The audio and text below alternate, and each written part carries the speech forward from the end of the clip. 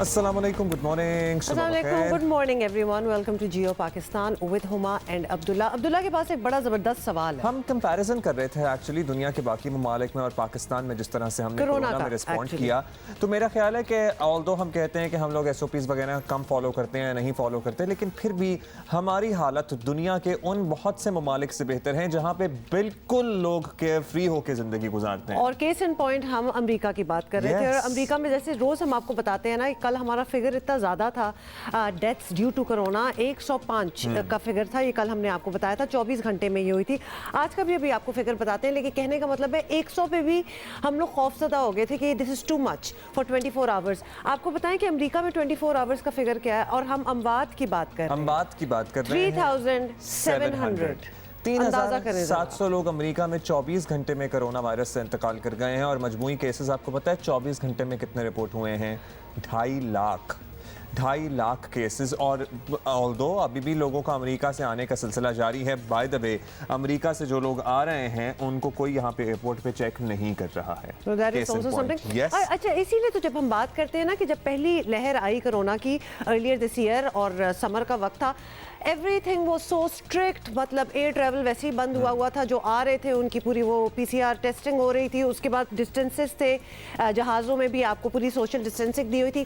कहने का मतलब है कि वो स्टीम हमें अब नज़र नहीं आ रही, और हेंस केसेस भी बढ़े। अब लोगों पे सारा ही मलबा डाल देना कि जी लोग खुद ही समझ गए और अपने आप को करें, बचाएं, ये इट्स नॉट वर्किंग आउट। ये शायद एक्सपेरिमेंट था, आपने अच्छा किया, ट्राई कर लिया, लेकिन अब कोई स्ट्रिक्ट चीज़ें करने की ज़रूरत आ गई है, क्योंकि लोग अब ज़रा बिफर से गए हैं। They don't want to take these measures any more. तो लिहाजा ऊपर से the state will have to come and do something. अगर तो हम ये नंबर्स दोनों कंट्रोल करना चाहते हैं, प्ले करें तो इंशाल्लाह हम कंट्रोल कर लेंगे। गुज़श्ता 24 घंटों में 71 अफराद कोरोना वायरस की वजह से इंतकाल कर गए हैं, और 24 घंटों में मजमूई केसेस की तादाद 2545 हो गई है। आपको पता है मैं अपना भी पर्सनल एक रिकॉर्ड मेंटेन कर रहा हूँ।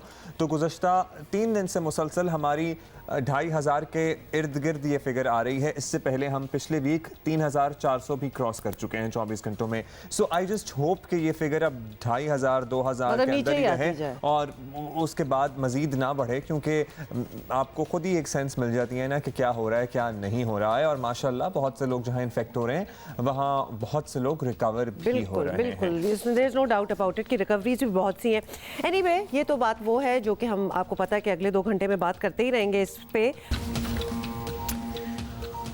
अंडा आपको पता है पहले ही कौन सा सस्ता था, लेकिन अब कीमतें और बढ़ रही हैं। अंडों में भी बाय द वे बहुत सारी क्वालिटीज होती हैं, और ये मुझे वैसे मेरे लिए थोड़ा रीसेंट, वैसे डू यू नो कि इवन फॉर मी ये बड़ा रीसेंट था कि अंडों की क्वालिटीज का भी मुझे कुछ खास पता नहीं था। I must confess I use quite a lot of boiled eggs. तो अब बाज अंडे होते हैं जरा हल्की क्वालिटी के होते हैं, वो आप उबाल तो लें, लेकिन उसके बाद आप आधा घंटा लगे रहेंगे, वो अंडा का छिलका जो है वो किरची किरची करके उतरेगा। हालांकि एक झिल्ली सी होती है ना, उसी को खींच तो सारा वो पूरा छिलका अंडा उतर आराम आता से है, खुल जाता है, अंदर से क्लीन हो जाता है। लेकिन बाज अंडे इतने ढीठ होते हैं माशाल्लाह कि वो तहस नहस हो जाता है, अंडे का छिलका नहीं उतर के देता। लेकिन जो बेहतर क्वालिटी के जो अंडे होते हैं, और हल्की सी हमक भी होती है, एक स्मेल होती है, और जो बेहतर क्वालिटी के अंडे होते हैं उनका छिलका भी आराम से उतर जाता है। एंड नॉट जस्ट दैट, वो अंदर का जो कंसिस्टेंसी होती है ना, वो भी कुछ वाटरी होते हैं, कुछ जरा अच्छे थिकर होते हैं। तो ये भी थोड़ा सा डिफरेंस होता है, और फिर मौसम का भी बड़ा इफेक्ट होता है अंडों के ऊपर। Anyway, why are we talking about अंडे? हमने भी कोविड की बात की, नाश्ते का टाइम है ना इसलिए। अच्छा चलो, एनीवे जी, पहले हम कोविड की बात कर रहे हैं, और एक सवाल जो हमने उठाया था वो उस पर हम जवाब भी ढूंढने की कोशिश करेंगे कि कोरोना के केसेस और अमवात की तादाद में इजाफा खौफनाक रफ्तार से हो रहा है, और हुकूमतें अगर अब भी गैर मामूली इकदाम की तरफ ना आएँ तो फिर कब आएंगी? गुज़िश्ता 15 दिनों में कोरोना से अमवात की तादाद 950 तक जा पहुंची है, और 48 घंटों में 176 लोग जो है वो जान से गए।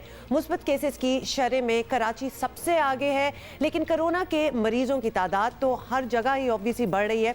इट्स नॉट जस्ट कराची और एनी अदर वन सिटी, हर जगह बढ़ रही है। उधर अवाम की संजीदगी का हाल ये है कि मास्क को मजाक समझ के हर कोई कोरोना वायरस को दावत आम देता नजर आ रहा है, और इस सूरत हाल पर वजीर आजम के मावन खुसूसी डॉक्टर फैसल सुल्तान को सख्त तशवीश है। सुनिएगा। हमें भी है वैसे। SOPs पर अमल करने की वजह से हम इस फैलाव को कम करने में कामयाब हुए थे। और वबा के ख़िलाफ़ हमारा बरवक्त रद्द-ए-अमल और एहतियाती तदाबीर हमें इस मौके पर लेके आया कि हम दुनिया भर में एक मिसाल बने। मेरी सबसे गुजारिश ये है कि हम एहतियाती तदाबीर पर दोबारा से अमल जारी रखें और उनको अपनाएं। हुकूमत को, पाकिस्तान की हुकूमत को, सूबाई हुकूमतों को फिर से एक दफ़ा आपके तावन की ज़रूरत है। सिर्फ चंद एहतियाती तदाबीर इख्तियार करके हम अपने प्यारों को और अपने हमवतनों की ज़िंदगियों को बचा सकते हैं।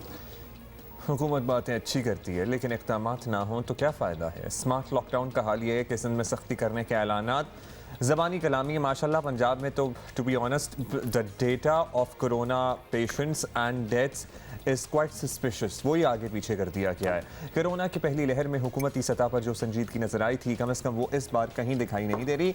सो हम ये कह रहे थे, बॉटम लाइन ये है कि सिर्फ आवाम पर मलबा नहीं डाला जा सकता। कुछ मेजर्स हुकूमतों के इंतज़ामिया के लेने के होते हैं जिन पे भी नज़रसानी करनी चाहिए। डॉक्टर फिरदौस आशिक अवान साहब हमारे साथ मौजूद है, वज़ीर आला पंजाब की मुअव्विन ख़ुसूसी बराए इत्तलात हैं। शुक्रिया डॉक्टर साहब। डॉक्टर साहब, पाकिस्तान में कोरोना की दूसरी लहर ज़ाहिर है और पहली लहर जितनी ही तबाही मचा रही है। डॉक्टर फैसल सुल्तान की कल ब्रीफिंग में सुन रहा था, उन्होंने कहा जून वाली सूरत हाल है। अब तो इनफैक्ट उन इलाकों तक पहुँच गए जहाँ पहली वेव में नहीं पहुँचा था। तो आपसे हम ये जानना चाहेंगे कि हुकूमत को इसकी वजह क्या नज़र आती है? सिर्फ यही कि लोग नहीं SOPs पर अमल कर रहे? देखें, आपने जैसे ऑब्ज़र्व किया कि पहली लहर जो कोरोना की थी उस पे वज़ीर आज़म इमरान ख़ान की वो तमाम पॉलिसीज़ और बेहतर हिकमत अमली की वजह से हमने उस लहर को काबू किया। अब चूँकि एक तरफ आवाम की बेहतियाती है और दर्जा हरारत में जो कमी है वो इन केसेस को बढ़ने का बायस बनी है। यहाँ तो आपने खुद ही वैसे डॉक्टर साहबा कह दिया कि बड़ी अच्छी उन्होंने पॉलिसीज़ वगैरह उस वक्त अपनाई हुई थी, तो अभी उस वक्त और इस वक्त में इतना वैसे टाइम नहीं गुजरा। लेकिन जब ये तय है कि आवाम ने एहतियात नहीं करना तो उनसे एहतियात कराना पड़ेगी, तो चाहे वो मास्क की पाबंदी हो या स्मार्ट लॉकडाउन हो या उसको कुछ भी कह ले। लेकिन नज़र आ रहा है कि इस दफ़ा हुकूमत भी इस मामले में कोई सख्ती नहीं कर रही, तो ऐसा क्यों है? यही तो हम बात समझने की कोशिश कर रहे हैं। हुकूमत नहीं चाहती कि गरीब के घर का चूल्हा ठंडा हो। हम नहीं चाहते कि हमने स्कूल तो बंद कर दिए और तमाम तालीमी इदारे जो हैं वो इस वक्त बंद हैं, लेकिन कारोबारी इदारे जो हैं उसके ऊपर भी हम 100% लॉकडाउन लगाएं। लेकिन दफ्तरी औकात में हमने तब्दीलियां की हैं। दफ्तरी औकात के साथ साथ हमने कुछ ऑनलाइन ऑफिस का जो सिलसिला है वो इंतज़ामी सतह पे मुतारफ़ कराया है। लेकिन जो बदकिस्मत पहलू है कि तमाम तदाबीर के बावजूद आवाम जिसने एहतियात करनी है वो इस लहर को सीरियस नहीं ले रही, जो कि पहली लहर से ज़्यादा ख़तरनाक है और जानलेवा भी है, और उसको निपटने के लिए हुकूमती सख्ती के साथ साथ आवाम का तावन अशद ज़रूरी है। देखिए, कोई कारोबार बंद करने के लिए नहीं कह रहा, लेकिन इन जगहों पे फैक्ट्रियां हों, कारोबार हों, बाजार हों, SOPs पे अमल दरामद के लिए तो सख्ती की जा सकती है। कुछ जुर्माने कर दें, शायद लोग बेहतर हो जाएं। कोई नहीं कह रहा कि आप ज़िंदगी का निज़ाम बंद कर दें, लेकिन SOPs पर अमल दरामद कराना भी हुकूमतों की जिम्मेदारी है। डॉक्टर साहब, अब वज़ीर आज़म कह चुके हैं कि लॉकडाउन नहीं होगा। ज़ाहिर है नहीं चल सकता इस तरह ज़िंदगी का निज़ाम।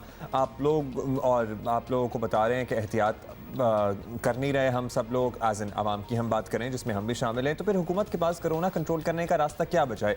एक सजेशन ये है कि आप बंद कर दें या फिर जो SOPs हैं उन पे सख्ती कराएं, जुर्माने करें लोगों को। लाहौर के अंदर बदकिस्मती से इस वक्त जो सूरत हाल है वो ज़्यादा गंभीर हो रही है। 60,000 से ज़ायद मरीज़ अब तक लाहौर में कोरोना के सामने आए हैं और पिछले 24 घंटे में 30 अमवात वाक़या हुई हैं। तो अगर ये कोरोना की रफ्तार इसी तरह रही तो फिर हमारे पास जो चैलेंज है इस नबर्द आज़मा होने का वो हमारे लिए और ज़्यादा चैलेंजिंग हो जाएगा। तो लिहाजा मीडिया के तावन से हम बार बार अपील करते हैं कि हुकूमत अपने डंडे के ज़ोर पे कवानीन का इतलाक़ जो है वो कर रही है, लेकिन हम उन पढ़े लिखे बाशऊर लोगों पे किस तरह डंडा चलाएं, जिनको पता है कि ये SOPs ही, एहतियात ही सिर्फ़ और सिर्फ इस वबा से बचने का वाहिद हथियार है, और उसी को बरूए कार ला के हम इस वबा पे काबू पा सकते हैं। डॉक्टर साहब, वैसे आपको पता है कि ये हमारी जो कौम है और जो हम लोग हैं, थोड़ा सा डंडे का जोर होना पड़ेगा। मतलब ये समझ लेना कि जी जून में हमने देख लिया ऐसा, अब लोग समझ गए हैं और अब आगे भी होगा तो लोग खुद ही कर लेंगे सब कुछ, ये क्लियरली नहीं हो रहा। और हम कौन सी वो कौम है जो समझ जाते हैं बड़े आसान से। What has told you in the past कि हमने बड़ी अच्छी तरीके से अवाम ने अपने हाथों में ये चीज़ें ली और सब कुछ संभाल लिया। We can not do that. तो लिहाजा जो बेचारा अपने चूल्हे के लिए ही इस वक्त लड़ रहा है या फिर काम कर रहा है कि जी मेरे घर का चूल्हा ना बंद हो, मुझे खाना पीना और ये सब कुछ चाहिए, यू थिंक कि वो कोरोना का केयर करेगा? वो खुद भी उसको कोरोना लगेगा, 60 लोगों को और भी लगाएगा।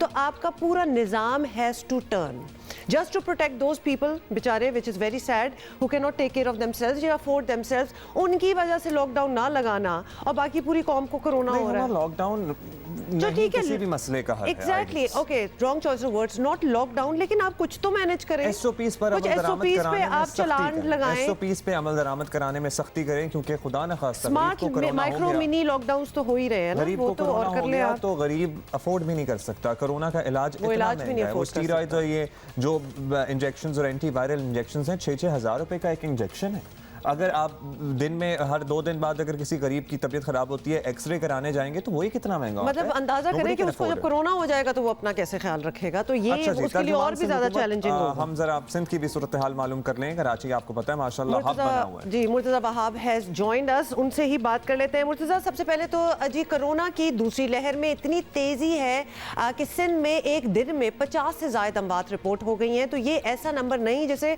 मामूली करार देकर हम बैठ जाएं, लेकिन हुकूमती इक़दामात तो मामूल के ही लग रहे हैं। हमें कोई स्पेशल चीज़ नज़र नहीं आ रही। तो कोई लॉकडाउन नहीं है, कोई चले लॉकडाउन छोड़ दें, कोई सख्ती नहीं है, कोई जिस तरह हम कह रहे थे कि कोई चलान वगैरह काटें, जो लोग SOPs फॉलो नहीं कर रहे, तो लोगों को कोरोना के रहमो करम पर छोड़ देने का फैसला किस सतह पर हुआ था, ये ज़रा बताइए। अब इसमें कोई दूसरी राय नहीं है कि कोरोना वायरस के जो सिचुएशन है बड़ी तशवीशनाक है और मुल्क भर में केसेस बढ़ रहे हैं। और आपकी बात दुरुस्त है कि जिस तरीके का सख्त लॉकडाउन पहले फ़ेज़ में किया गया था और उसके अंदर इनिशिएटिव सिंध हुकूमत का था, हम लोगों ने पहले फ़ैसले किए थे, उस तरह का इनिशिएटिव अब नज़र नहीं आ रहा। उसकी बुनियादी वजह ये है हुमा कि सिंध हुकूमत जब ये इनिशिएटिव ले रही थी तो बार बार वफाकी हुकूमत हमारे इनिशिएटिव को अंडू करने की कोशिश करती और बाद में तासुर ये डेवलप किया गया जैसे सिंध हुकूमत खुदा न खास्ता मईशत दुश्मन है, मज़दूर दुश्मन है, लोगों के ख़िलाफ़ ये फ़ैसले कर रही है। उसके बाद सुप्रीम कोर्ट के अंदर मामला गया और सुप्रीम कोर्ट ने ये डायरेक्शन दी कि मुल्क भर के अंदर एक यकसा पॉलिसी अपनाई जाएगी, वफाकी हुकूमत इसका फ़ैसला करेगी।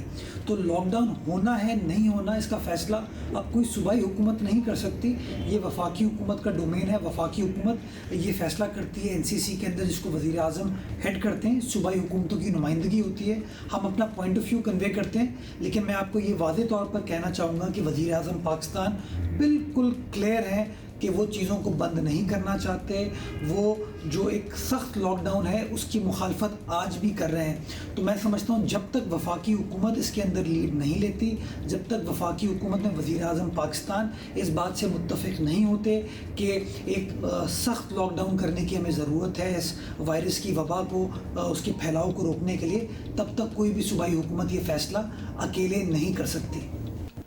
अच्छा, मुझसे ये फरमाइएगा कि हुकूमत के इस वक्त जो इक़दामात हैं, मास्क पर पाबंदी की बात कर लें या स्मार्ट लॉकडाउन वगैरह की बात करके, उन पर अमल दरामद नहीं हो रहा है। साफ नज़र आ रहा है कि हुक्काम भी पहली लहर वाली संजीदगी नहीं दिखा रहे हैं। तो इसमें सिर्फ आवाम का कसूर नहीं है, आप क्या समझते हैं? इसमें हम सभी का कलेक्टिव कसूर है? फिर कसूर मैं इस वक्त कोई इल्ज़ाम तराशी नहीं करना चाहूँगा कि किसका कसूर है। ये बात आपकी दुरुस्त है कि संजीदगी नज़र नहीं आती। उसकी बुनियादी वजह यह है कि एक आम आदमी समझता है कि कोरोना वायरस प्रॉब्लम ही नहीं है, और वो इस वजह से समझता है कि वफाकी हुकूमत ने, बिलखुसूस इमरान ख़ान साहब ने पिछले 8-9 माह पाकिस्तान के शहरियों को कन्विंस करने में लगाए कि जिस सिंध हुकूमत फ़ैसले कर रही थी लॉकडाउन के हवाले से, सख्ती के हवाले से, वो अवाम दुश्मन फ़ैसले हैं और हमें लॉकडाउन नहीं करना चाहिए, हमारी मईशत लॉकडाउन का मुतहम्मिल नहीं हो सकती। अनफॉर्चुनेटली वो जो सारी बयानबाजी की गई है उसकी वजह से एक आम आदमी को ये तासुर मिला है कि शायद या तो कोरोना वायरस के ख़िलाफ़ जंग हम जीत चुके हैं या हमें एहतियात करने की ज़रूरत नहीं है। तो फिर आप ये तो मान रहे हैं कि एटलीस्ट उनकी कन्विंसिंग पावर आपसे बेहतर है प्रॉब्ली, क्योंकि उन्होंने तो वाकई कन्विंस शायद कर ही दिया, if that is what the case is. अच्छा मुर्तज़ा, आप ये बताएं कि अब हुकूमत ने क्या करना है? ये तो हुकूमत ही फैसला करेगी, लेकिन एक बात अवाम ये भी जानना चाहते हैं कि कराची में जलसे हुए, अब ऑब्वियसली उसको ज़माने भी बीत गए, तो इसके बावजूद मुस्बत केसेस की शरह हैरान कुन तौर पर ज़्यादा है। तो क्या आपको अंदाज़ा है कि ये क्यों इतने ज़्यादा केसेस बढ़ गए? क्योंकि वो जलसों वगैरह सीन उसको भी महीनों गुजर गए, ये किस वजह से इन्फ्लक्स हुआ है एकदम से? देखिए, आपका सवाल इस बात की दलील है कि जलसा जुलूस is not the issue. Problem है कि SOPs फॉलो हो रही हैं या नहीं हो रही। और ये कहना कि 18 अक्टूबर का जलसा हुए हुए अब तकरीबन कोई ऑलमोस्ट 2 माह होने को आए हैं, नंबर्स तब भी बढ़ रहे हैं। तो ये किसी जलसे की वजह से, ये किसी सियासी फंक्शन की वजह से ये चीज़ नहीं हो रही। ये इसलिए हो रही है कि लोग एहतियाती तदाबीर को फॉलो नहीं कर रहे। इसलिए बार बार हुकूमत इस बात पर जोर देती है कि शहरियों को SOP को फॉलो करने की ज़रूरत है, उनको मास्क पहनने की ज़रूरत है, उनको एहतियात करने की ज़रूरत है। यकीन जाने आप, ये हमें किसी वैक्सीन की ज़रूरत नहीं है। अगर हमने इस मास्क को डिसिप्लिन अंदाज से पहना होगा, हम अपने आप को, अपने बच्चों को, अपने घर वालों को इस वायरस से तहफ़्फ़ुज़ फराहम करने में अपना किरदार अदा कर पाएंगे। Thank you. वैसे मुर्तज़ा, आपने कितनी खूबसूरती से जलसों को आउट कर लिया। एवरीथिंग दैट हैपेंस, जिसमें पब्लिक गई हो, वो कंट्रीब्यूटर तो होता है। Indeed. हम 100% तो ये नहीं कह रहे कि जी जलसे से ही कोरोना निकल रहा है या इस कॉन्सर्ट से निकल रहा है या चूंकि ये स्कूल खुला है। एवरीथिंग जहाँ लोग मिल रहे हैं, एवरी प्लेस जहाँ लोग ज़्यादा कॉन्ग्रीगेट कर रहे हैं, वो कंट्रीब्यूटर्स हैं। So that is how it is. अच्छा मुर्तज़ा, थैंक यू। अच्छा जी, अभी हम आगे बढ़ेंगे। बलूचिस्तान में इस वक्त बला की सर्दी चल रही है। बलूचिस्तान में क्या इधर बला भी। की सर्दी चल रही है? कराची में भी माशाल्लाह अनएक्सपेक्टेड सर्दी की लहर है। Can कोयटा I में just show them something? ये ऑलमोस्ट एक कंबल नुमा चीज़ जो है ये मैंने यहाँ रखी हुई है क्योंकि हमारा स्टूडियो इज़ फ्रीजिंग, तो लिहाजा इतनी ठंड है। और ये बड़ी रेयर औकात होते हैं जब हमें अपने आप को इस तरह वार्म रखने का कुछ एक्स्ट्रा कोशिश करनी पड़े। कराची में भी अब जब हीटर निकल आए ना, तो आप समझ जाएं कि कुछ वाकई सूरत हाल निकले। खराब है। और लाहौर में जिनसे बात हो रही है, अल्लाह माफ ना करे, करे वो बात, तो लाहौर जम शुरू चुका से लाहौर में रहने वाले, लाहौर में जमे पले, वो ये कह रहे हैं कि वो लाहौर अब जम हम गया। जम चुके हैं। हाँ, हाँ, तो वो जम चुके हैं। अब खैर नहीं, मैं ये बात तो उर्दू कुछ वाला और कर जम रहे चुके हैं। हैं, पंजाबी वाला नहीं। अच्छा जी, अभी बात किससे कर रहे हैं? अच्छा जी, बलूचिस्तान में बला की सर्दी चल रही है। दर्जा हरारत -10-12 तक जा पहुंचा है। खून जमा देने वाली सर्दी में -12। हाँ, हमारा मसला देखें आप, अंडे खरीदना मुश्किल हो गया। यानी बात सारी अंडों पे फंसी। अब्दुल्ला, हम भाई अब्दुल्ला को सारे मिल के ना, जो लोग देख रहे हैं, को अंडे भेजते हैं क्योंकि अंडों के बारे में हम बड़े सीरियस। भेजें। अंडे देने के और भी तरीके होते हैं ना, अंडे मारते भी हैं लोग। हाँ नहीं, भेजें, हाँ, मारे नहीं। नदीम कौसर बताएंगे हमें मसीह। ओके। कोयटा इन दिनों शदीद सर्दी की लपेट में है। दर्जा हरारत -8 से 9 डिग्री सेंटीग्रेड तक गिर चुका है।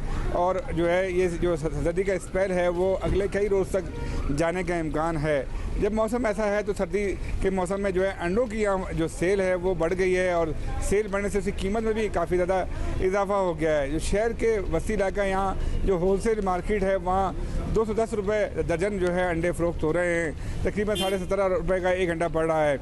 इसके अलावा शहर के मुख्तलिफ इलाकों में मुख्तलिफ रेट हैं। दुकानदारों ने अपने अपने रेट बनाए हुए हैं। जो कुछ इलाके ऐसे हैं जहाँ 220 रुपये दर्जन मिल रहा है, कहीं 240 रुपये दर्जन भी अंडे फ़रोख्त हो रहे हैं। इसके अलावा अगर आप जो है बलूचिस्तान के दीगर इलाकों में जाएँ, वहाँ 260 और 270 रुपये दर्जन तक अंडे फ़रोख्त हो रहे हैं। तो यहाँ जो है अंडों की कीमतों में इस सर्दियों में काफ़ी ज़्यादा इजाफा देखने को मिला है।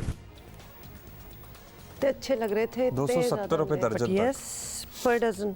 That is too much. मैं कैलकुलेट कर रहा हूँ जरा। तो बताओ क्या कैलकुलेट कर रहे हो? 1 मिनट। मतलब आप इधर का बता रहे हैं कि इधर क्या है और कितने %? 22 रुपए, 23 रुपए का एक अंडा, अंदाजा लगाएं। तो अब बात वो होगी है कि और ये एक, फार्मी अंडे हैं, तो देसी एक नहीं। अंडा बनाएं, 4 लोग खाएं। इसी तरह ही वैसे होगा। अंडे को अगर ज़्यादा करना होता अंडे है में ना, अगर आलू डाल लें नहीं, and all that। अंडे में आलू भी डाल सकते हैं। हाँ, यस, आलू अंडे में दूध डालें ना तो वो ज़रा डबल हो जाता है। वो तो वैसे ही ऑमलेट जब Fluffy आप भी बन हो रहा जाता होता है तो क्रीम या दूध तो डलता ही है उसको फ्लफी भी हो करने जाता के है और लिए। ज़रा ज़्यादा भी हो जाता है, तो एक अंडा आप काफ़ी होता यानी बेसिकली अंडे महंगे हैं लेकिन रेसिपीज हमने आपको बता दी है कि आप क्या क्या कर सकते हैं। आपको क्या हुआ था? हमने नया आपको बताएं फैक्ट कि हुकूमत और ख़ास तौर पर वज़ीर आज़म का फोकस परफॉर्मेंस पर नहीं, मीडिया मैनेजमेंट पर शायद ज़्यादा है। डॉन अखबार की रिपोर्ट हुकूमती मशीनरी के तरीक़ेकार का दिलचस्प रुख दिखा रही है और रिपोर्ट के मुताबिक तहरीक इंसाफ की तर्जुमानी करने वालों का एक पूरा नेटवर्क है जो व्हाट्सएप पर मौजूद है, जिसकी बराह रास्त निगरानी खुद वज़ीर आज़म करते हैं। Why is it coming as a surprise to all of us? लेकिन वो एटलीस्ट लेकिन हम ये एक्सपेक्ट कर रहे थे कि वज़ीर आज़म के पास टाइम नहीं होगा ये सब कुछ करने का। लेकिन बहुत टाइम भी है और शायद देखिए it can also work, but anyway जो रिपोर्ट है वो हम आपको बता रहे हैं कि इस नेटवर्क के ज़रिए मुख्तलिफ मामलात पर मुताल्लिका वुज़रा या मावनीन या मुशीरान तर्जुमानों को गाइडलाइंस देते हैं और ये तर्जुमान और पार्टी रहनुमा इसी पॉलिसी को मीडिया पर बताते हैं और इस पूरे अमल की निगरानी भी वज़ीर आज़म खुद करते हैं। रिपोर्ट के मुताबिक मुतमईन न होने पर वज़ीर आज़म तर्जुमानों की खिंचाई भी करते हैं। अब ऐसी हुकूमत जिसमें चीनी आटा, अद्वियात, पेट्रोल और अब ताज़ा तरीन सीमेंट माफिया बेखौफी से जेबें भर रहे हों, सिर्फ मीडिया मैनेजमेंट काफ़ी नहीं है इसको ठीक करने के लिए। हुकूमत की तवज्जो अगर वाकई गवर्नेंस बेहतर बनाने पर हो तो कम अज़ कम आवाम को मुख्तलिफ माफियाज के हाथों लुटने से बचाया जा सके, जिसका इदराक वज़ीर आज़म खुद कर चुके हैं कि किस तरह से माफियाज काम करते हैं। हुकूमती तर्जुमानों की फौज जफर मौज भी है। हुकूमती तर्जुमानों की वज़ीर आज़म से मुलाकातों में सदाकत अली अब्बासी ज़्यादातर मौजूद होते हैं। उन्हीं से हम पूछने की कोशिश कर लेते हैं, लेट्स सी कि कितना बताते हैं। अच्छा जी, अब अब्बासी साहब, डॉन अखबार की हम बात कर रहे हैं, उसकी रिपोर्ट एक व्हाट्सएप ग्रुप है उसमें बताया गया है जो कि पार्टी तर्जुमानों का, जिसमें वज़ीर आज़म खुद हिदायत देते हैं। आप डेफिनेटली इसमें शामिल होंगे इस ग्रुप में, तो क्या हिदायत मिलती हैं, क्या कहा जाता है, मसाल दें।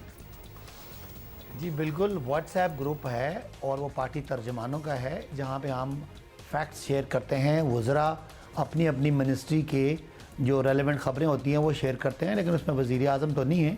वज़ीर आज़म ज़रूर तर्जुमानों की मीटिंग शेयर करते हैं जब कोई पॉलिसी होती है, कोई डायरेक्शन होती है, कोई नया पॉलिटिकल इशू आता है तो उस पर एक स्ट्रेटजी बनती है, तो इसलिए वो वज़ीर आज़म बुलाते हैं। बाकी हम गवर्नमेंट हैं, हम चाहते हैं कि लोगों को मालूमात जो हम काम कर रहे हैं उस हवाले से बाहम पहुँचाएँ, आदाद व शुमार सही हों। बहुत सारे लोग हैं जो लीगल लॉ होता है, लीगल मामलात होते हैं, उसको मैं नहीं समझता।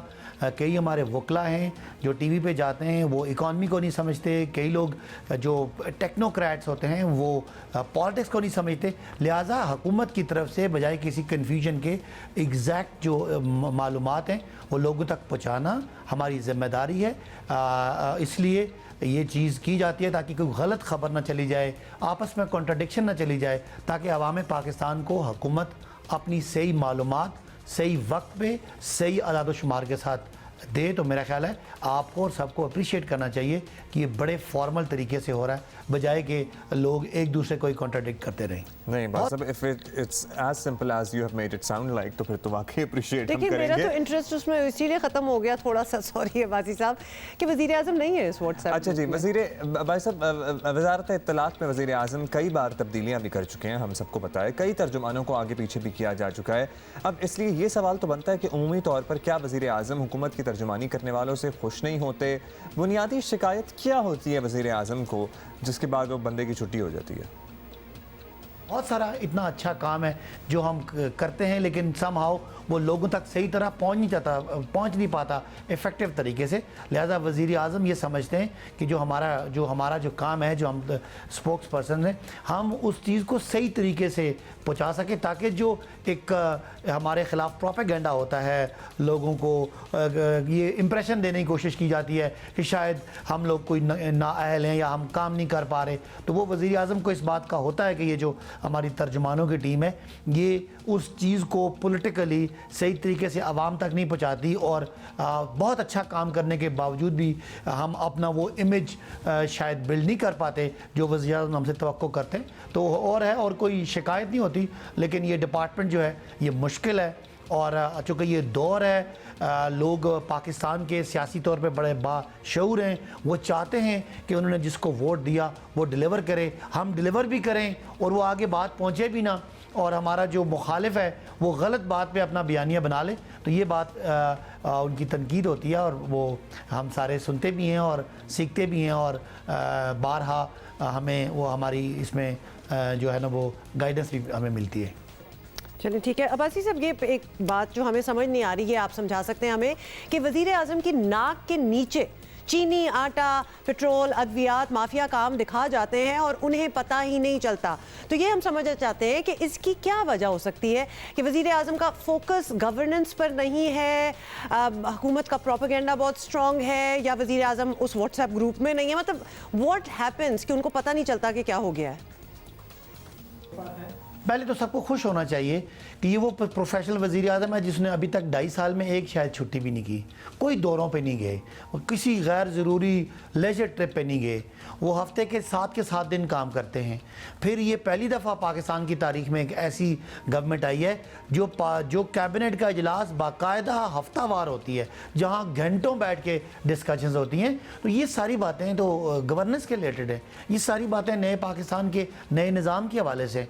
उसमें अगर 15 से 20 दिनों में एक दफ़ा आधे पौने घंटे के लिए वज़ीर आज़म अपनी जो उनकी टीम है नैरेटिव वाली, जो तर्जुमान है, उनसे बात कभी कर लेते हैं और कभी कभी नहीं भी होता, तो वो मेरा नहीं ख्याल कि उसको ये कह देना कि ये उनका फोकस है और वो फोकस नहीं है। इंशाअल्लाह वो बड़े फोकस्ड हैं, पॉलिटिकली भी लोग उनको बड़ा अंडर एस्टिमेट करते रहे हैं, आप लोगों को समझ आ रही है, और इंशाअल्लाह गवर्नेंस भी और डिलीवर भी करेंगे। इमरान खान को इस मुल्क से शायद कुछ नहीं चाहिए, इमरान खान को वज़ीर आज़म की ज़रूरत नहीं है। मेरा ख्याल है पाकिस्तान को इमरान खान जैसे बंदे की वज़ीर आज़म रहने की और पाकिस्तान को लीड करने की ज़्यादा ज़रूरत। बासी साहब, हमारा तनकीद का मकसद ये होता है ताकि बेहतरी लाई जाए, और आई वंडर कि वज़ीर आज़म छुट्टी भी नहीं करते, फिर भी ये सारे लोग माफियाज जिनका वज़ीर आज़म खुद ही इकरार कर चुके हैं, वो काम कर जाते हैं और वज़ीर आज़म को पता भी नहीं चलता। So this is not a criticism on him, but this is एक वो बात है कि why is this then happening, क्योंकि आपने जो एक्सप्लेनेशन दी है वो ऐसा लगता है कि फिट नहीं आई सही। अ लॉट ऑफ टाइम्स वो उनको मिसलीड भी किया जाता होगा और उनको हकीकत भी नहीं बताई जाती है। अदरवाइज कैसे हो सकता है कि वो बाद में आके खुद ये इतराफ़ करते हैं इस चीज़ का कि ही डजंट नो कि ये किस तरह हुआ। LNG और गैस वाले मामला आते हैं ना, इसमें वज़ीर आज़म को इंडिपेंडेंट किसी से पूछना चाहिए, क्योंकि नदीम बाबर साहब तो वही बताएंगे जो वो बताएंगे। तो और देख भी लिया एनीवे। अच्छा जी,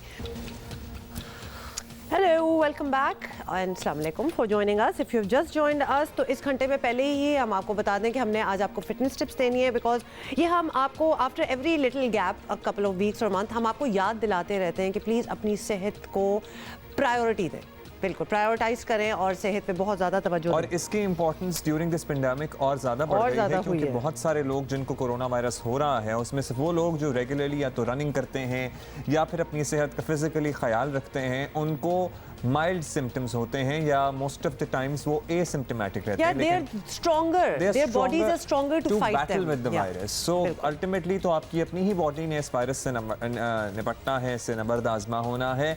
सो प्लीज़ अपने आप को ज़रा तंदुरुस्त तवाना रखने की थोड़ी सी कोशिश करें, ठीक है। और अपने लंग्स को आप जरा एक्टिविटी देंगे, जब आप सांस फूलेगा आपका, कोई भागे दौड़ेंगे, तो उसमें भी जरा टेंशन दे बॉडी को, ताकि उसको पता होगी कि क्या एक्सट्रीमिटी पे अगर जाना हो तो वर्जिश बहुत अच्छी चीज़ है, घर में बैठे हुए भी कर सकते हैं। बहुत बार हम आपको बताया है हमने आपको, लेकिन आज एक रिफ्रेशर देंगे एक और। ओके जी, इसके अलावा भी बहुत कुछ है आज के शो में, सेकेंड आवर में, and let us begin top stories.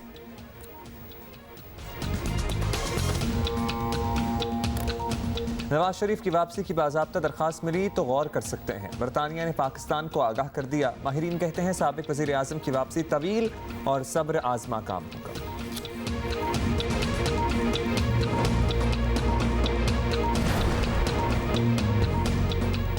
Karachi package का ऐलान हुए 3.5 माह गुजर गए, लेकिन 1 टके का काम ना हुआ। शहरी कहने पर मजबूर हैं। तहरीक इंसाफ ने भी कराची से पिछली हुकूमतों से मुख्तलिफ सलूक नहीं किया।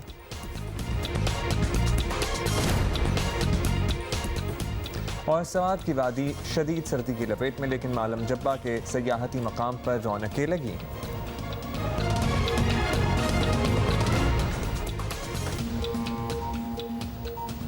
वैसे when you are really fully equipped for the सर्दी ना, तो फिर आप बर्फ में भी काफी वो बर्फ के वो बॉल्स बना के, गोले शोले बना के, मतलब वो जो एंजॉयमेंट वाला सीन होता है ना, वो आप कर सकते हैं। में उसे रिकॉर्ड भी करें और बैकग्राउंड में कोई अच्छा गाना भी लगा लें। अच्छा जी, तो यही तो आपको दिखा रहे हैं कि सवात की वादी शदीद सर्दी की लपेट में तो है, लेकिन स्की रिजॉर्ट मालम जब्बा की रौनकें जो हैं वो अरूज पर हैं। और ये हमें कौन दिखा रहे हैं और बता रहे हैं, महबूब अली फ्रॉम सवात।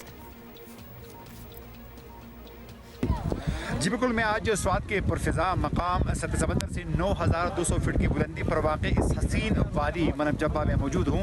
और यहाँ पर इस वक्त सूरत हाल ये है कि शदीद तरीन बर्फबारी हो रही है और इस बर्फबारी की बाइस जो यहाँ का इस वक्त जो दर्जा हरारत है वो तकरीबन -3 से -4 तक पहुँच गया है।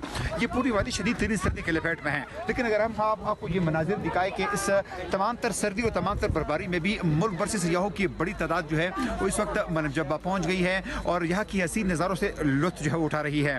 कुछ बच्चों को जो हमने देखा कि वो स्नो ट्यूबिंग कर रहे हैं, कुछ बच्चे चिल लिफ्ट का मजा ले रहे हैं, जबकि दीगर बच्चे जो है वो इस वक्त स्नो फॉलिंग का भरपूर मजा ले रहे हैं।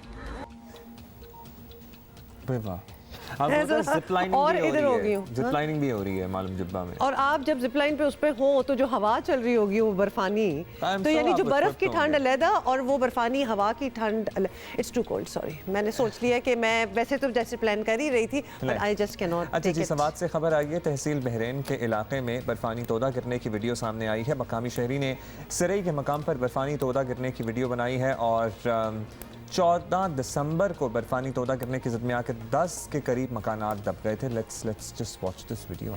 कहाँ तोदा गिरा? ओ वो जो धुआं उठ रहा है ना पीछे से, वो तोदा गिर रहा है। टॉर्नेडो टाइप सूरत हाल है कुछ नहीं। और बाय द वे ये टीवी पे देख के तो शायद बड़ा एवलांच ही होता है। टीवी पे देखते हुए तो बड़ा आप देख सकते हैं और ज़रा फैसिनेट भी हो सकते हैं, बट अल्लाह ना करे when you are in it तो ये कितने फुट स्नो जो होती है ये आपको दफन कर देती है अगर नीचे कोई चीज़। और जिस तरह बताया भी है कि कितने मकान जो हैं वो बीच में दब गए। खाली थे, जाहिर है इन कंडीशंस में कौन नीचे रह रहा हाँ। होगा। खाली होने के बायस कोई जानी नुकसान नहीं हुआ, लेकिन इट वाज लाइक डिजास्ट्रस।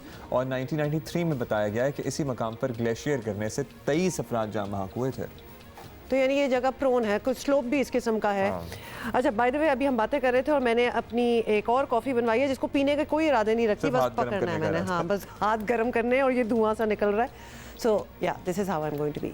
अच्छा जी, अभी वैसे आजकल खाना भी आप डालें ना प्लेट में, प्लेटें इतनी ठंडी होती हैं कि खाना डालते ही ठंडा वो तो अम्मी तो चाय इस तरह पी नहीं सकती जब तक वो मग्गा जो होता है उसको अलहदा गर्म होना होता है, फिर चाय तो अलहदा होती है, अदरवाइज नो यूज। ओके हाँ। अच्छा जी, अभी हम जरा नवाज शरीफ की वापसी की टॉप स्टोरी में बात कर रहे थे, तो बता दें कि क्या चल रहा है। बरतानिया नवाज शरीफ को पाकिस्तान के हवाले करने की बात पर गौर करने को तैयार हो गया है, लेकिन ये तवील जाहिर है और सब्र आजमा काम भी है। साबिक वज़ीर आज़म नवाज शरीफ को इलाज की गर्ज से बरतानिया गए कई माह हो चुके हैं।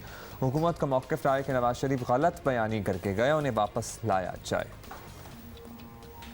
तकारीर वो लोग कर रहे हैं या वो शख्स कर रहा है जो कि आपको मालूम है कि यहाँ पे धोखा दे के अदालतों को, पूरे सिस्टम को, वो यहाँ से चला गया है और अभी अंग्रेज़ों के वतन में बैठा है।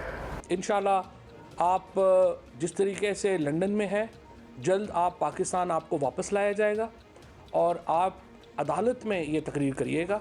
और जो उस वक़्त मुझे उम्मीद है कि जिन्होंने बाहर भेजा उनको अंदाज़ा हो गया होगा कि ये गलती थी उनको बाहर भेजना। अच्छा, ये भी बात अजीब लगती है कि ये कहना कि गलत बयानी करके वो लंदन चले गए, मतलब इधर सारे बैठे हुए थे, वो रीचेकिंग और चेकिंग और पता नहीं क्या क्या हो रही थी उनके पेपर्स पे। तो जो the joke is you know on you कि आपने जाने कैसे दिया, बिल्कुल नहीं जाने देना चाहिए था असूलन। तो खैर एनीवे जी, हुकूमत इस सिलसिले में बरतानिया से राब्ते में भी रही, अदालतों में केस चलाया, नवाज शरीफ को इश्तिहारी मफरूर मुजरिम तक करार दिलवाया। हुकूमत ब्रिटिश हाई कमीशन के जरिए तो नवाज शरीफ की वापसी की दरख्वास्त कर चुकी है, लेकिन बरतानवी हुकूमत के मुताबिक उन्हें बाकायदा दरख्वास्त अब तक नहीं दी गई। और बरतानिया की होम सेक्रेटरी प्रीति पटेल ने वजीर आजम के मुशीर बराए एहतसाब मिर्जा शहजाद अकबर को खत लिखकर वाजे किया है कि बरतानवी हुकूमत बैनुल अक़वामी कवानीन की पाबंद है, सिर्फ पाकिस्तानी हुकूमत के कहने पर नवाज शरीफ को उनके हवाले नहीं कर सकती। इसके लिए हुकूमत पाकिस्तान को नवाज शरीफ के बरतानिया बदरी की बाकायदा दरख्वास्त करनी होगी। अगर हुकूमत ऐसा करती है तो ये एक लंबा सब्र आजमा काम होगा। फिर अब तक वादा सिर्फ दरख्वास्त पर गौर करने का है, दरख्वास्त मानने का नहीं है, यानी अभी दिल्ली दूरस्त। अच्छा जी, ये क्या होता है? जी दिल्ली दूर है, उसको उर्दू ट्रांसलेशन ही ठीक है। मुझे तो फारसी में नहीं आप कुछ भी कर दें, मुझे तो इस बात की समझ नहीं आई। मतलब ये काम अभी इसमें होने में it's a time taking process. London से हमने अपडेट लेने की कोशिश की है, इनफैक्ट कोशिश नहीं की है अपडेट ली है हमने। बिल्कुल जी। ब्यूरो चीफ जियो न्यूज़ लंदन मुर्तज़ा अली शाह से, और जब हमने उनसे पूछा कि पाकिस्तानी हुकूमत तो बड़े अरसे से कोशिश कर रही थी भाई नवाज शरीफ क्यों वापस लाया जाए, अब अचानक से बरतानवी हुक्काम को यह ख्याल कैसे आया है कि पाकिस्तान के हवाले किया जा सकता है, तो इसके पीछे क्या मुहर्रिकात हैं, हमें मुर्तज़ा ने ये एक्सप्लेन किया था। जो ख़त लिखा गया है उसमें उन्होंने ये इस तरह से लिखा नहीं है कि हम नहीं करेंगे, लेकिन जो उसका मीनिंग उसका यही है कि पाकिस्तान, चूँकि जो उनको कहा गया है कि अगर एक्सट्रेडिशन रिक्वेस्ट फ़ाइल करता है तो उसको कंसिडर किया जाएगा, लेकिन जहाँ तक डिपोर्ट करने का मामला है, जो पाकिस्तान का मुतालबा था, वहाँ पर जो बरतानवी हुकाम का कहना है कि वो इंटरनेशनल लॉ के पाबंद हैं इन बोथ केसेस, और उसमें जो इंटरनेशनल लॉ की जो ऑब्लिगेशंस है वो उन्हें फॉलो करना पड़ेगा, और इस तरह चूँकि उनको डिपोर्ट नहीं किया जा सकता जिन टर्म्स पर पाकिस्तान मांगता है। लेकिन जो बरतानवी हुकूमत का अब ये कहना है कि वो अगर नवाज शरीफ की जो हवालगी के हवाले से अगर एक्सट्रेडिशन रिक्वेस्ट फ़ाइल की जाती है तो उसको वो ज़रूर कंसिडर करेंगे। यानी इसका मतलब ये है कि अगर इस वक्त तक पाकिस्तान ने जो एक्सट्रेडिशन की रिक्वेस्ट है, जिसके बारे में मुख्तलिफ वज़रा कह चुके हैं कि वो बरतानवी हुकूमत से कहेंगे, वो अभी तक वो रिक्वेस्ट फ़ाइल नहीं हुई। चलिए, ये तो आपने सुन लिया। मुर्तज़ा से हमने एक और सवाल भी किया था और पूछा ये था कि इस पूरे मामले में बार बार जिक्र सामने आ रहा है उन लोगों का जो बरतानवी पाकिस्तानियों को डिपोर्ट कर रहा था और पाकिस्तान उन्हें लेने के लिए तैयार नहीं था, तो इसकी वजह क्या थी, और मुर्तज़ा ने हमें ये जवाब दिया। देखिए, यहाँ पर तकरीबन कोई 3 दर्जन ऐसे पाकिस्तानी इलीगल इमिग्रेंट्स हैं जिनकी चार्टर्ड फ़्लाइट्स जानी थी नवंबर के पहले हफ्ते में, और ये ख़बर सबसे पहले द न्यूज़ में ये मैंने ब्रेक की थी। 6 नवंबर को ये ख़बर छपी थी द न्यूज़ और जंग अखबार में। मैंने ये ख़बर दी थी जिससे मैंने ये कहा था कि बरतानिया और पाकिस्तान के ताल्लुकात में इस वक्त जो एक वो सर्द महरी आ चुकी है, एक टेंशन एग्जिस्ट करती है, और उसकी वजह यह है कि एक फ़्लाइट को रोका गया है, जिसको फ़्लाइट को पहले सारी प्रिपरेशंस हो चुकी थी, लेकिन लास्ट मिनट पर जो पाकिस्तानी हुकाम है उन्होंने कहा कि उस फ़्लाइट को इजाज़त नहीं दी जा सकती, और इस तरह वो जो फ़्लाइट यहाँ पर रुकी थी उसको तकरीबन पूरी जो अरेंजमेंट्स और कैंसिलेशन में 3 लाख पाउंड तक बरतानवी हुकूमत को उसका ख़र्चा आया। यही वो ख़बर है जिसको अब सन अखबार और एक और पाकिस्तान की एक इंग्लिश अखबार और दीगर इंटरनेशनल मीडिया ने जिसको अब मुख्तलिफ औकात में लिखा, लेकिन अब बड़ी ख़बर आई है जब ये सन अखबार में छपी है। वो जो उस वक्त फ़्लाइट रोकी गई थी उसका मकसद ये था, जो उस वक्त मुझे पाकिस्तानी हुकूमत और बरतानवी हुकूमत के जो सोर्सेज उन्होंने बताया था, उसका मकसद ये था कि पाकिस्तान एक प्रोटेस्ट रजिस्टर कराना चाह रहा था, जिसमें जो पाकिस्तानी हुकूमत ख़ास तौर पर जो शहजाद अकबर हैं, ये उनका फ़ैसला था कि उस फ़्लाइट को इजाज़त ना दी जाए, चूँकि वो ये समझते थे कि बरतानवी हुकूमत को ये पता चले कि पाकिस्तान कितना कोऑपरेट उनके साथ कर रहा है, और दूसरी तरफ बरतानवी हुकाम अब वो उनके साथ उस लेवल का कोऑपरेशन नहीं कर रहे थे। ये वो रियलाइजेशन थी जो पाकिस्तान बरतानिया को दिलवाना चाह रहा था। वो फ़्लाइट अभी तक तकरीबन अब 2 महीने होने को हैं, लेकिन वो फ़्लाइट नहीं जा सकी, और उस फ़्लाइट के हवाले से ये वही फ़्लाइट थी कि जिसके ऊपर ये पूरा मसला शुरू हुआ। अच्छा, मुर्तज़ा साहब ने अभी पूछा कि काफ़ी अर्से से सुनते आए कि कानूनी तौर पर नवाज शरीफ की बरतानिया से बेदखली मुमकिन नहीं है। अब बरतानवी हुकाम ने जो नया तरीका बताया है उससे नवाज शरीफ साहब को पाकिस्तान के हवाले किए जाने के चांसेस क्या हैं और इसमें कितना टाइम लग सकता है, तो this is what he had to say. Extradition का जो प्रोसेस है और जिस तरह की नवाज शरीफ के जो केस है, जो उसके मुख्तलिफ जो केस के फैक्ट्स हैं, जो सर्कमस्टांसिस हैं, अगर तो बरतानवी हुकूमत जो पॉलिटिकल गवर्नमेंट है, होम सेक्रेटरी अगर वो एक्सट्रेडिशन उनकी क्लियर कर भी देती हैं, अगर नवाज शरीफ के ख़िलाफ़ एक्सट्रेडिशन शुरू भी हो जाती है तो कम अज़ कम 3 से 4 साल का अरसा लग सकता है जब तक ये पूरा केस कंक्लूड हो।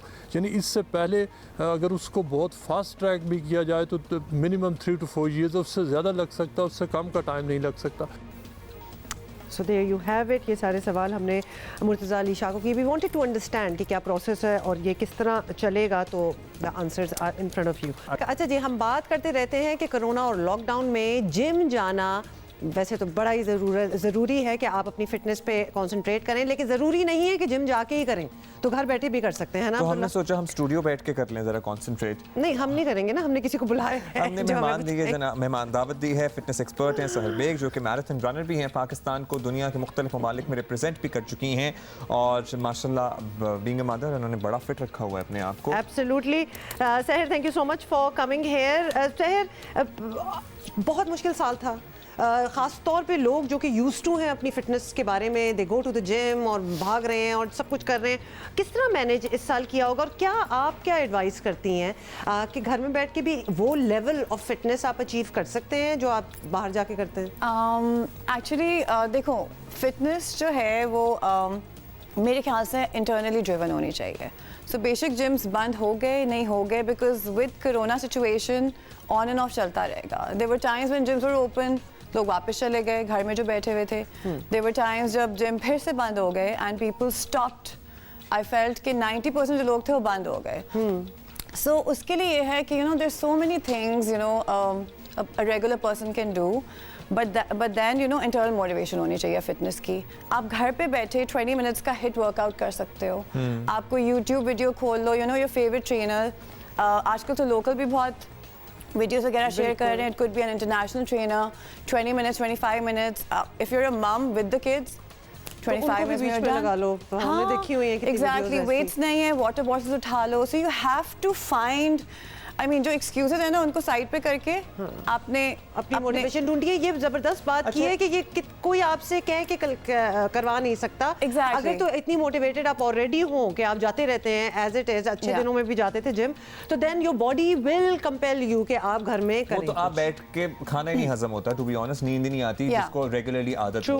आप भी बताएं, एक पूरी रिसर्च स्टडी है कि फिटनेस जो एप्स हैं जिसमें आप अपना फिजिकल एक्टिविटी को रिकॉर्ड कर सकते हैं, मेंटेन रख सकते हैं, उसके डाउनलोड करने में बेतहाशा इजाफा हुआ है during the corona times. So that obviously indicates कि पीपल आर बीइंग कॉन्शियस. लेकिन हम वो 20 मिनट और 25 मिनट, इज दैट सफिशिएंट जो कि हम जिम में 1-1.5 घंटा लगाते हैं? किस तरह से, क्योंकि हमने भी कोशिश की लॉकडाउन में अपने घर में एक्सरसाइज करने की, और सहर, इफ आई मे ऐड, वो लेवल नहीं आया जो हम. कुछ इंडिकेटर्स होते हैं ना, पसीने छूट रहे हैं और ये वो, and you feel good about it, और आपका दिल जो है वो उसकी पैल्पिटेशन कहाँ तक पहुंची होती है. वो जो लेवल है वो घर में अचीव करना बड़े कंट्रोल्ड एनवायरनमेंट में बड़ा मुश्किल हो जाता है. नहीं, आ जाता है ऑनेस्टली. देखो अब आप but that depends on the workout regime that you are following ना. फॉर एग्जांपल अगर आप जिम में स्ट्रेंथ ट्रेनिंग कर रहे हो, सो अगर उसके इन कंपैरिजन अगर आप हिट वर्कआउट कर रहे हो घर में 30 मिनट्स का भी, तो you can burn the same amount of calories, you know, like so 1 hour at the gym you can burn the same amount of calories if you work out for 30 minutes at home. लेकिन वो आपने workout इस तरह का बनाना होगा. So it has to be a mix of cardio, total body, ताकि आपका heart rate increase हो और आप मैक्सिमम कैलोरीज बर्न करो. मतलब you have to be very honest about it. Yeah, you have to be honest, and then I mean ये तो मैं एक छोटा सा दे रही हूँ ना एक एग्जांपल कि आप घर में भी कर सकते हो. Then there's so many other activities you can do. अगर if you're living in a compound, you can like be outdoors, you can run for 30 minutes, because देखो प्रॉब्लम तो आ चुकी है, आपने उसका सोल्यूशन ढूंढना है. सो ये कि मैं वो जिम में 2 घंटे गुजार रही थी या था, and actually I seen lot of people wasting time at the gym. वो सोशलाइज कर रहे होते हैं, घंटा तो उसमें गुजरता है, घंटे में से 30 मिनट्स वो उसको 100% देते हैं. You no it's actually the same amount of outdoor activity come gym हो जाएगा. हमारे पास इक्विपमेंट है, हम क्या करें? हम जाहिर है हमारे पास for somebody watching us right now जिसके पास ट्रेडमिल भी नहीं है घर में, कुछ भी नहीं कर सकते, क्या सीढ़ियाँ चढ़ ले उतर ले, क्या करे वो? So that's what I said, hit. मैं खुद भी एक हिट ट्रेनर हूँ, which is high intensity interval training. ये बॉडी वेट आपका आप यूज़ करके आप बहुत सी एक्सरसाइजेस कर सकते हो. फॉर एग्जांपल आपने पुशअप्स कर लिए, आपने स्क्वाट्स कर लिए. अगर आपको फॉर्म में प्रॉब्लम है, नहीं समझ आ रही, तो आप यूट्यूब देखो, आप किसी ट्रेनर को कांटेक्ट करो ताकि वो आपको पोस्चर्स आपके फिक्स कराए. For example I am giving a lot of online trainings. So उसमें ये है कि at least for a month अगर आप वन होती है ऑनलाइन ट्रेनिंग, जब ग्रुप स्मॉलर ग्रुप ट्रेनिंग्स हो सकती हैं. I have a lot of clients, तो मेरे बिगर ग्रुप्स भी हैं, 1-on-1 भी हैं, you know. Then there obviously like clients also coming to me 1-on-1 personal training के लिए. सो आप पहले 1 month 2 months आप अपने पोस्चर्स वगैरह फिक्स करा लो, and then you can do it at home. HIIT is the way to go. अगर आपने आउटडोर भागना नहीं है, it's cold now, you know, everywhere, आपके पास साइकिल नहीं, आप साइकिलिंग नहीं कर सकते, आप स्पोर्टी नहीं हो, आपको यू नो सॉकर नहीं आ रहा, you know, all that. Seher, how important is that you eat the right food? I was just coming to this because हम अभी physical activity की बात कर रहे हैं. 70% of your entire regime, fitness regime, depends on what you eat at the end of the day. So वो सिर्फ जो workout है वो 30% है. सो इसलिए आपने ये ज़रूर मॉनिटर करना है कि आप कितनी कैलोरीज ले रहे हो और कितनी बर्न कर रहे हो. A lot of people I've seen, a lot of my friends, my clients, they've gained so much weight during lockdown. क्योंकि वो वर्कआउट तो कर रही हैं, but they're bringing a lot of like junk food at home ना, and then बैठ के क्या करना है, वो खाना खा लेते हैं, you know, all that. So that's very important. Balanced diet, जिसमें आपका carbs भी हो, ब्रेड वगैरह से जो आपको मिलता है, जिसमें आपका प्रोटीन भी हो, egg whites, you know, chicken fish, और इसमें आपके गुड फैट्स भी हो, आपको olive oil, you know, and nuts वगैरह से. So this is again very important. और then honestly with this new virus I think सबको बहुत ज़्यादा मेहनत करनी पड़ेगी अपनी इम्यूनिटी को स्ट्रॉन्ग बनाने की. आप बात कर रही हैं वो वाली डाइट जिसमें एक चीज बिल्कुल खत्म कर देते हैं बॉडी से, दूसरी चीज ऐड कर देते हैं, कीटो एंड ऑल दैट. ये हमारे पास न्यूट्रिशनिस्ट भी आए थे and they clearly told us कि these are not healthy for your body. Yeah exactly. So I am not a nutritionist but I can still tell, you know, from my experience, ये celebrities for example, और if short term में आपने अगर, you know, अगर आपकी शादी आ रही है तो आपको हाई प्रोटीन डाइट हम दे देंगे, या अगर आपको कीटो दे देंगे whatever, but then high fat diet में आपको अपना लिवर टेस्ट करना होगा, जो लोग नहीं करते. बेसिकली हर किसी के लिए ये नहीं है, हर किसी के लिए नहीं है. लॉन्ग टर्म तो बिल्कुल भी नहीं है. शॉर्ट टर्म 4 वीक्स के लिए कर लो, उसके बाद नहीं. हमने देखे हैं लोग 6-6, 8-8 महीने कीटो पे. मतलब वो कीटो लाइफस्टाइल ही बना लेते हैं, but that is very unhealthy at the end of the day. सहर, बहुत बहुत शुक्रिया. Thank you so much for हम रिफ्रेशर देना चाहते थे लोगों को कि चाहे जो भी हो जाए, ये पूरी वायरस दुनिया में फैली हुई है, लेकिन अपनी सेहत का ख्याल रखें, और सेहत का ख्याल, good foods, good eating habits and regular exercise बहुत इंपॉर्टेंट. जी, टेक्नोलॉजी में जिद्दत आ रही है, ऑनलाइन तालीम का निज़ाम भी बड़ी तेज़ी से आगे बढ़ रहा है. नून अकेडमी एक नया कॉन्सेप्ट लेके आई है, वो क्या है, किस तरह से काम करती है, और इसी सिलसिले में हमारे साथ बात करने के लिए मौजूद हैं चिश्ती साहब, उमैर बाबर चिश्ती साहब. और उमैर साहब से हम बात करने की कोशिश कर रहे थे, लेकिन कुछ राब्ता नहीं बन सका. उमैर साहब, thank you for coming on the show. तो ये साल तो बड़ा ही इंपॉर्टेंट रहा ऑनलाइन एजुकेशन के हवाले से. इस अकेडमी का बताएं कि ये तो लगता है कि कोविड से पहले से आप लोग काम कर रहे थे इस पे. जी हुमा, बिल्कुल ऐसा ही है. ये 2013 में शुरू हुई थी. 2 सऊदी फाउंडर्स थे जिन्होंने ये अकेडमी शुरू की थी. Now it's headquartered in London and it has offices in over 8 countries, और इस पे तकरीबन 1 करोड़ बच्चे पढ़ रहे हैं. इसकी 2 बहुत ही अहम. क्या पढ़ते हैं इसमें बच्चे? रिवायती एजुकेशन हासिल करते हैं, इस्लामिक और रिवायती एजुकेशन का मिक्स हासिल करते हैं, बताइए कुछ. जी, इसके ऊपर जो है बच्चे जो हैं, जो स्कूल में पढ़ाया जाता है उसके बाद जो ट्यूशंस होती हैं वो हासिल करते हैं. आफ्टर स्कूल हेल्प के लिए ये ऐप बनाई गई है, और जो टेस्ट प्रेप्स होते हैं SAT, GMAT, उनके लिए बनाई गई है. और इस पे तकरीबन 1 करोड़ बच्चे दुनिया में पढ़ रहे हैं. और इसकी सबसे अहम बात यह कि बिल्कुल फ्री है, और पाकिस्तान में ग्रेड्स 9 to 12 के लिए अभी लॉन्च की गई है. ON, A levels, matric, FSC के टॉप टीचर्स पाकिस्तान के, वो आपको इस पे मिलेंगे completely free of cost. Plus of course मैं हम इस बात पे थोड़ा सा रुक गए हैं जब आपने ये कहा है कि ये कंप्लीटली फ्री है. How does this work? So जैसे अभी भी आपको हमें देख रहे होंगे बच्चे, they can download the app and get onto it, मतलब as simple as that?